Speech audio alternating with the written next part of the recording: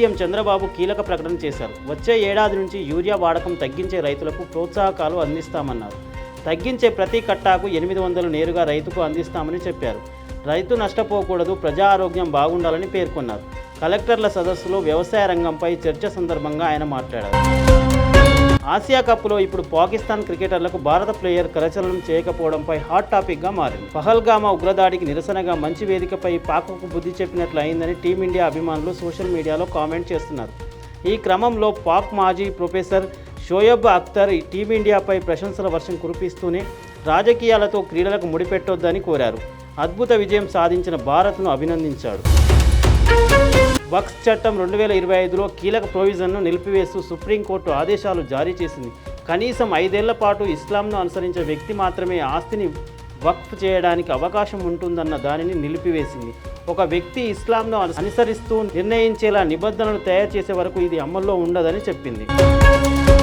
ఎగువ ప్రాంతాల నుంచి వస్తున్న వరదతో భద్రాచలం వద్ద గోదావరి నీటి మట్టం పెరుగుతుంది. 2 రోజుల క్రితం 33 అడుగులు ఉన్న గోదావరి నీటి మట్టం క్రమంగా పెరుగుతూ సోమవారం ఉదయానికి 38 అడుగులు దాటి ప్రవహిస్తుంది. ఎగువ ప్రాంతాల నుంచి వస్తున్న వరద వల్ల గోదావరి నీటి మట్టం మరింత పెరిగే అవకాశం ఉందని అధికారులు తెలుపుతున్నారు.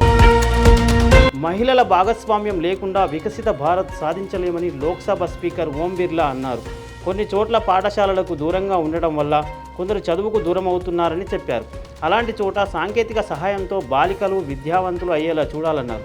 తిరుపతిలో నిర్వహిస్తున్న జాతీయ మహిళా సాధికారత సదస్సులో 2వ రోజు ఆయన మాట్లాడారు. మహిళలను సామాజిక, ఆర్థిక, రాజకీయ, క్రీడా రంగాల్లో మరింత ముందుకు తీసుకువచ్చేలా 2 రోజుల పాటు చర్చలు జరిగాయన్నారు.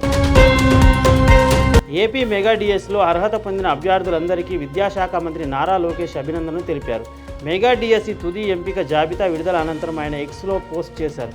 మెగా డిఎస్సి వాగ్దానం నెరవేరిందని, ఈ మైలురాయి తన బాధ్యతను మరింతగా పెంచిందన్నారు.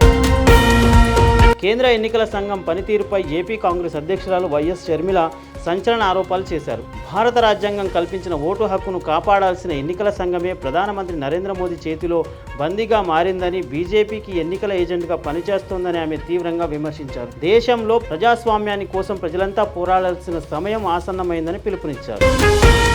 తెలంగాణ రాజకీయాల్లో ఆసక్తి రేపుతున్న జూబ్లీహిల్స్ ఉప ఎన్నికల్లో అనూహ్య పరిణామం చోటు చేసుకుంది. బీఆర్ఎస్ నుంచి సస్పెన్షన్కు గురైన మాజీ ఎమ్మెల్సీ కల్వకుంట్ల కవిత ఈ ఎన్నికపై పూర్తి స్థాయిలో దృష్టి సాధించినట్లుగా తెలుస్తుంది. తన సత్తా చాటేందుకు ఈ ఉప ఎన్నికను వేదికగా మలుచుకోవాలని భావిస్తున్న ఆమె తెలంగాణ జాగృతి తరపున సొంత అభ్యర్థిని బరిలో దించేందుకు సిద్ధమవుతున్నారన్న ప్రచారం జోరుగా సాగుతుంది. ఒకే ఇంట్లో ఉన్నప్పుడు చిన్న గొడవలు సహజం. వాటిని సామరస్యంగా పరిష్కరించుకోవాలి, కానీ బజార్న పడి కొట్టుకోవద్దు, కలిసికట్టుగా పనిచేయాలి అని బీఆర్ఎస్ వర్కింగ్ ప్రెసిడెంట్ కేటీఆర్ సూచించారు. జూబ్లీ హిల్స్లో పార్టీ కార్యకర్తలతో జరిగిన సమావేశంలో ఆయన మాట్లాడుతూ కాంగ్రెస్ ప్రభుత్వం అధికారంలోకి వచ్చాక హైదరాబాద్ నగరం అనాథగా మారిందని, నగరాన్ని పట్టించుకునే నాదుడే కరువయ్యాడని తీవ్రంగా ధ్వజమెత్తారు. ఆరోగ్యశ్రీ బకాయిలు చెల్లించకపోవడంతో తెలంగాణలో మరోసారి ఈ సేవలు నిలిపివేయనున్నట్లుగా ప్రైవేట్ నెట్వర్క్ హాస్పిటల్స్ అసోసియేషన్ సోమవారం నాడు హైదరాబాద్లో ప్రకటించింది. మంగళవారం అంటే సెప్టెంబర్ 16వ తేదీ అర్ధరాత్రి నుంచి ఈ సేవలు నిలిపివేయనున్నట్లుగా వెల్లడించింది. ఆరోగ్యశ్రీ సేవల ద్వారా ప్రైవేట్ ఆసుపత్రులకు 1400 కోట్లు చెల్లించాల్సి ఉందని తెలిపింది. దేశీయ స్టాక్ మార్కెట్లు సోమవారం నష్టాల్లో ముగిశాయి. ముగింపులో బీఎస్ఈఎస్ సెన్సెక్స్ 118.96 పాయింట్లు లేదా 0.15% స్వల్పంగా తగ్గి 81,785.74 వద్ద ట్రేడ్ అవుతుంది. ఎన్ఎస్ఈ నిఫ్ట్ 5,044.8 పాయింట్లు లేదా 0.18% నష్టపోయి 25,069.2 వద్ద ట్రేడ్ అవుతుంది. Please subscribe to the channel and download the Politicos app from the links in the description.